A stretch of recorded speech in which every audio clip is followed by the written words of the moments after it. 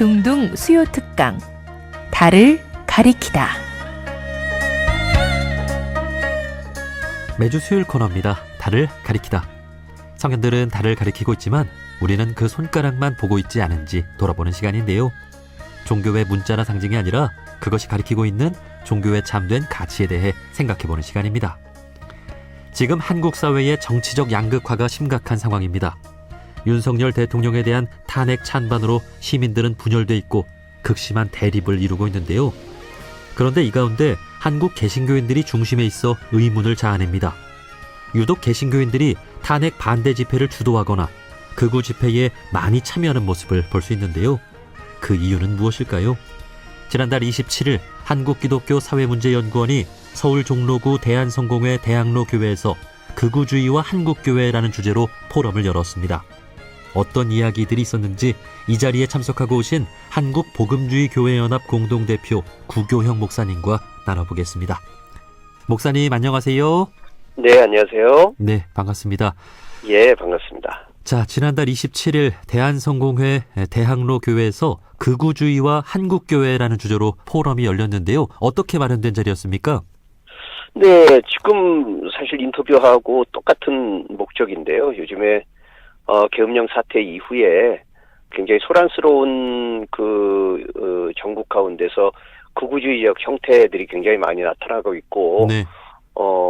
거의 폭력까지 동반하는 그런 집회들이 계속되고 있는 가운데서 참 안타깝게도 한국교회가 많이 연루된 모습들이 많이 보여서 예. 도대체 한국교회가 어떤 이유 때문에 그런 일들이 자꾸 일어나고 있는지에 대해서 심층적으로 우리 내부에서도 분석할 필요가 있겠다라는 생각이 들어서 그 부분에 대해서 조금 얘기 나눌 수 있는 분들이 함께 모인 자리입니다. 예.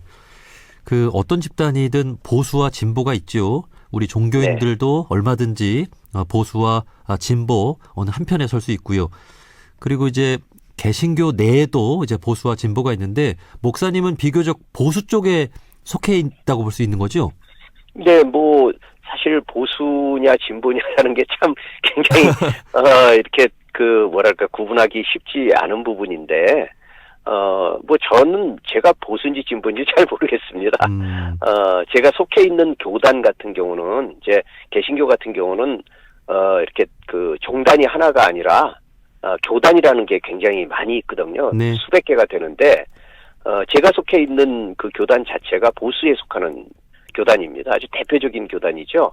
그래서 보수 쪽에 이렇게 속해 있는데, 이제 그 보수 교단 안에서는 또 굉장히 좀 진보적인 역할들을 하고 있기 때문에 그렇게 보시면 됩니다. 네. 어쨌든 중도 쪽에서 보수와 진보를 조금 어떻게든 아우르고 통합하려고 하는 노력이 있어야 되겠다는 생각을 쭉 해오면서 활동을 했었습니다. 네. 그 흔히 이제 개신교 내에서 보수와 진보를 구분할 때 이제 NCCK 우리 한국기독교 네. 교회협의회에 소속된 교단들은 네네. 좀 진보적으로 구분을 하고 그렇죠. 이제 복음주의권에 있는 또 네. 교단들을 보수로 구분을 하니까 네네. 제가 또 그 기준으로 말씀을 드렸습니다. 맞습니다. 네. 예. 그래서 우리 NCCK에서는 그 종교 간 대화라든지 또 인권운동, 또 한반도 평화운동 이런 데 있어서 이웃 종교와도 협력을 하고 인터뷰를 네. 좀 자주 나눴는데 사실 이 보수와 진보는 건강한 사회를 이루기 위해 꼭 필요한 거 아니겠습니까? 네. 문제는 극단적인 성향을 보이는 사람들이겠죠. 네네, 그렇죠. 사실 좀 전에도 말씀하셨듯이 전체적으로 보면 이제 우리가 예전에 NCC 중심으로 해서 좀 진보적인 교단들과 활동이 있었고 복음주의라고 하는 데들은 이제 조금 훨씬 더 보수적인 목소리들을 많이 보였었는데, 그러나 이제 90년대 이후로는 이제 보수적인 교단들이나 또 거기에 속해 있는 분들 가운데서도 신학적으로는 성경의 기본적인 줄기에 보수적인 입장에 서 있어도 성경의 기본적인 맥락이 사회와 관련이 돼 있다라는 것을 새롭게 이해하는 분들이 많이 생겨서 지금은 그런 통합적인 활동들이 제법 한 30년 정도 함께 이루어져 왔었습니다. 네. 사실 극단적인 성향을 보인다라고 하는 것은 예전에 그런 구분 가운데서 보수와 진보를 나눈다고 하면 그분들은 서로 굉장히 상대방에 대해서 이해하지 않는 그런 조금 이렇게 닫혀 있는 마음들로 이렇게 활동을 해왔기 때문에 자꾸 이렇게 극단적인 성향 가운데 충돌하는 일들이 안타깝게 벌어지고 있죠. 네. 그러나 이제 저는 그렇게 생각합니다. 보수라는 건 사실 기본적인 원칙이 소중하다는 것을 붙드는 분들이고 네. 진보는 꼭 필요한 변화와 개혁을 수용해야 된다라는 건데 그렇죠. 그건 사실 통하는 거거든요. 그렇습니다. 예, 원칙의 소중함이나 필요한 변화를 받아들이는 것은 이게 충돌할 문제가 아닌데 지금은 마치 무슨 정당 선호도처럼 느껴져서 자꾸 그 부분들로 충돌하는 극단적인 분들은 서로를 받아들이지 않는 이런 게 굉장히 안타깝고 사회적으로나 교회적으로나 굉장히 염려스러운 부분입니다. 네. 우리나라에서도 정치적인 입장이 보수와 진보가 건강할 때 좀 균형을 이룰 수 있고 또 뭐 종교 내에서도 보수와 진보가 서로 대화하면서 이렇게 사회 변화에 발맞춰 나갈 수 있다는 생각이 듭니다. 네. 자, 그런데요. 이날 포럼의 주제이기도 하죠. 많은 분들이 궁금해하는 것이 대통령 탄핵 반대 집회, 더 나아가 극우 집회에 왜 유독 개신교인들이 많은가 하는 부분이에요. 왜 네. 그렇다고 좀 생각하시나요? 예, 뭐 누가 한 사람이 딱 이거다라고 정확하게 얘기하기는 어렵지만 저는 한 세 가지 정도를 생각을 하고 있거든요. 첫째는 개신교가 가지고 있는 어떤 그 이념에 대한 과도한 종교 편향적인 오해가 있습니다. 예를 들어서 이제 뭐 윤 대통령의 포고령에도 나와 있지만 그 개신교 이제 목사들이 광장에서 하는 그 집회 내용들을 보면 이제 한국 사회를 뭐 공산당이 지금 뭐 지배하려고 하고 있다, 통제하에 있다 이런 얘기들을 참 많이 하는데 예. 사실 그 어떤 공산주의에 대한 우리나라에 있어서의 어떤 비판적인 또 부정적인 시각들은 굉장히 오래된 그런 부분들이 있지만 네. 사실 보수냐 진보냐를 얘기하고 있는 그런 부분들 가운데서는 너무 좀 진보적인 목소리들을 다 묶어서 공산당이다라는 식으로 채색하는 부분이 굉장히 과도하죠. 아직까지도 그게 통용되고 있다는 게 굉장히 슬픈데 네. 더군다나 그거를 또 기독교인들이 앞장서서 주장하고 있는데 이거는 성경의 가르침이나 교리에 대한 오해가 되는데 이 첫 번째 이런 문제가 있고요. 네. 또 하나는 이제 개신교 목사들 가운데 일부가 힘과 권력, 법을 통해 가지고 기독교 왕국을 만들겠다는 잘못된 그 욕심들을 보이는 부분이 굉장히 많이 있습니다. 뭐 요즘에 유명한 그런 광장에서 보이는 목사들이나 그런 분들의 주장들을 들어보면 이 기독교 왕국을 건설하겠다라는 그런 표현들을 막 쓰는데 이거는 예수님의 십자가하고도 전혀 맞지 않는 주장이거든요. 근데 이제 그런 욕심들이 나타나고 있는 게 또 큰 문제고, 네. 이걸로 해서 지금 말씀드렸듯이 아주 잘못된 지도자들의 의도적인 선전과 선동, 정치적 욕심도 있지만 또 한편으로 보면 또 사업적인 욕심, 자신들의 영향력을 드러내므로 인해서 이권과 사적인 욕심들을 막 얻으려고 하는 그런 부분들이 혼재돼 있어서 더더군다나 혼란스러운 한국 사회에 더 큰 문제들을 확장시키는 참으로 안타까운 일들이 벌어지고 있는 겁니다. 그렇군요.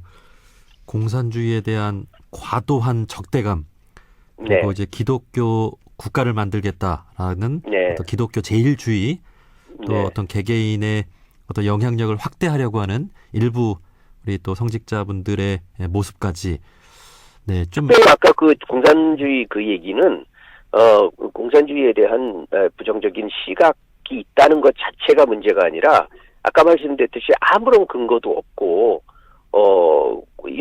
관련돼 있는 부분들을 증거할 수 있는 부분들도 없는데 예전부터 우리나라 반공의 그 주장 가운데서 하여간 자기하고 마음에 들지 않으면 빨갱이다라고 했던 그런 형식의 채색이 너무 강한 거죠. 예. 자, 그렇다면 그 개신교 내에서 이러한 분들과 좀 이렇게 대화하려는 어떤 노력, 그런 시도들은 좀 별로 없었습니까? 항상 있습니다. 이제 보수와 진보가 그동안 활동을 각각 따로따로 해온 부분들이 있지만 그럼에도 불구하고 아까 말씀드렸듯이 한 30년 전부터는 이제 교회 안에서의 예배보다는 사회적 약자들, 어려운 사람들을 돕자라고 하는 그런 부분에 있어서 공감하는 에큐메니칼 쪽하고 저희 복음주의 쪽하고 늘 함께하는 그런 활동들도 있고 또 일부러 대화를 하려고 하는 그런 노력들도 있습니다. 네. 그리고 이번에도 이제 그 보수적인 그 교회 목사님 한 분이 굉장히 광장에서 참 무리를 많이 일으키기 때문에 거기에 속해 있는 교단의 목사님들하고 또 진보적인 교단에 있는 목사님들하고 함께 어떻게 하면 이런 극우화된 형태를 어떻게 좀 극복할 수 있을까 하는 회의도 진행하는 일들이 최근에 있습니다. 예. 그 이야기를 좀 더 들어보고 싶어요. 이날 포럼에서 이제 극우주의와 한국교회라는 주제로 이제 포럼이 열렸는데, 네. 그렇다면 이 극우적인 개신교인 분들과 좀 어떻게 대화하고 함께 갈 것인가, 뭐 이런 이야기들이 좀 있었을 것 같아요. 좀 어떤 말씀들이 또 있었습니까? 이제 지난번 포럼에서의 주 발제를 하셨던 이제 서강대 서명삼 교수님의 그 발제에 주된 내용은 지금 이제 한국 그 보수 교회들이 몇몇 광장의 목사님들 중심으로 해서 계속 이렇게 몰려들고 있잖아요. 네. 근데 그게 한국만의 현상이 아니라는 것이 굉장히 중요한 중점이었습니다. 그러니까 우리나라가 이런 일이 일어나기 이전에 우리 잘 알다시피 지금 미국에도 트럼프 대통령이 2기로 집권을 해 있잖아요. 네. 근데 트럼프 대통령 역시도 1기 때도 마찬가지지만 트럼프 대통령의 당선을 위해서 가장 열심과 적극적이고 또 조직적으로 참여했던 데들이 미국 복음주의 교회들이에요. 복음주의 교회들이 아주 노골적으로 우리나라보다 훨씬 노골적으로 교회에서 선거 어떤 그 공화당 당선을 위한 트럼프 대통령 당선을 위한 그런 집회들을 계속 열고 공공연하게 주장하고 이런 일들이 굉장히 오랫동안 진행되어 왔는데 거기에 참여됐던 굉장히 중요한 인사들이 이번 우리 한국에서 있어서의 극우적 기독교 집회에 굉장히 많이 내한하기도 하고 함께 연결돼 있는 부분들이 보이고 있거든요. 네. 그래서 그 부분들이 굉장히 우려스럽게 연결이 되고 있기 때문에 앞으로 우리 사회가 굉장히 조심해야 된다라는 그런 부분들을 이제 서명선 교수님은 주된 발제를 하셨었고, 그 다음에 이제 저는 그런 부분들 굉장히 중요한 동시에 이 극우 집회에 참여하고 있는 시민들, 사실 평범한 분들이거든요. 네. 그분들이 뭐 평소에 굉장히 극우적인 어떤 의식을 갖고 있거나 그런 게 아닌데, 제가 볼 때는 이분들은 이제 한국 사회 안에서 계속된 어떤 그 사회적 불안, 염려, 외로움 이런 것들이 이렇게 증폭이 되면서 뭔가 이렇게 굉장히 좀 공격할 수 있는 자신들의 연약함을 뭔가 이렇게 외부의 적을 통해서 좀 해소해 보려고 하는 그런 부분들이 잘못된 지도자들에 의해서 선동되는 요소들이 굉장히 많이 보이거든요. 네. 어떻게 하면 이분들을 그냥 단순히 비난하고 비판하는 데서 그칠 문제가 아니라 특별히 뭐 개신교뿐만 아니라 종교계들은 어떻게 하면 이분들을 잘 좀 목회적으로 잘 좀 섬기고 그들을 위로할 수 있을까, 이런 부분들이 굉장히 중요하다는 것을 저는 좀 발표를 했었습니다. 네. 다 이런 집회에 참석하는 분들도 다 평범한 분들이다. 네. 외로운 분들이다. 이런 말씀이 참 그 와닿고 우리가 기억을 해야 되겠습니다. 중요한 것은 이제 지금부터인 것 같습니다. 네. 얼마 전 7대 종단 지도자분들도 헌법재판소의 결정에 모두가 이제 수용을 해야 된다, 이런 또 발표를 했는데, 우리 종교인들이라면 보수와 진보를 넘어서서 통섭하는 역할, 또 이렇게 대화합을 이루는 일 또 우리가 해야 되지 않겠습니까? 맞습니다. 앞으로 우리 또 종교인들은 어떤 역할을 또 해야 될까요? 네. 말씀하셨듯이 저는 개인적이나 집단적이나 이렇게 보수적이고 진보적인 성향들은 존중할 수 있다고 보는데, 문제는 그동안 그래도 80년 넘게 대한민국이라는 나라가 굉장히 오랫동안 수고하고 희생함으로 인해서 굉장히 많이 발전을 하고 세계에서도 부러워할 만큼 많은 어떤 가치들을 쌓아 올렸잖아요. 네. 그게 지금 저는 참 우려스럽게도 한순간에 다 마치 이렇게 무너뜨리는 일들이 벌어지고 있는 것 같아요. 더더군다나 그게 최고 지도자를 비롯해서 정치권, 사회의 지도자라고 하는 사람들에 의해서 너무 쉽게 자기들의 사적 욕망을 위해서 그 가치들을 난데없이 무너뜨리고 있는 그런 현상들이 일어나고 있는데, 저는 지금이야말로 오히려 종교계가 어떻게든 우리 사회의 통합을 위해서 정말 결정된 내용에 대해서 우리가 정말 승복하고 그리고 어떻게든 화합을 위해서 함께 노력할 수 있는 그 노력들을 자기 종교 안에서부터 먼저 시작할 수 있는 노력들이 필요하지 않나 싶어요. 네. 그리고 종교계와 종교계들이 정말 이번 7대 종단에 있는 그 지도자들의 발표처럼 정말 우리 사회가 이렇게 극단적으로 가면 안 된다라는 그런 우려에 진심을 담은 목소리들이 점점 커지고 분명하게 좀 전달되면 좋겠다, 그런 마음을 갖고 있습니다. 네. 그리고 또한 그 한 사람의 목사님으로서도 또 안타까운 마음이 있으실 것 같습니다. 우리 한국 개신교가 이제 140여 년에 걸쳐서 우리나라에서 해온 정말 귀한 일들, 또 사회의 모범이 되고 사회에 꼭 필요한 일들을 해 주셨잖아요. 우리 네네. 개신교에 대해서 또 오해하는 분들도 이 극우 집회를 통해서 생기고요. 끝으로 개신교인분들에게 하고 싶은 말씀이라든지 일반 시민분들에게도 너무 좀 이렇게 오해하지 말아달라고 좀 한 말씀 좀 해주신다면요. 네네. 우선 저는 목사의 한 사람으로서 지금 보이고 있는 개신교의 탈선, 저는 탈선이라고밖에는 얘기할 수가 없는데, 이 탈선의 모습이 정말 부끄럽고 굉장히 사죄하는 마음입니다. 제가 모든 걸 대표할 수는 없지만 한 사람으로서 부끄러운 마음을 사과의 말씀을 드리고요. 그러나 이제 그 나타나고 있는 현상이 절대 개신교 전체를 대변하지 않을 뿐만 아니라 복음의 본질적인 내용하고도 맞지 않습니다. 그래서 오해하지 않으셨으면 좋겠다. 그것은 복음의 왜곡이기 때문에 우리들도 굉장히 부끄러워하고 어떻게든 고치려고 노력을 하고 있는 입장이니까, 우리 시민 여러분들이나 또 우리 기독교인들 모든 분들이 좀 그 부분에 대해서 조금 잘 인지해 주시고, 또 어떻게든 우리가 다시 새로워질 수 있는데 함께 좀 힘을 맞춰서 협력해 주셨으면 좋겠다는 생각을 합니다. 저희도 더 노력하겠습니다. 예. 이제 목사님께서 또 개신교 내에서 보수 쪽에 속해 계시니까요.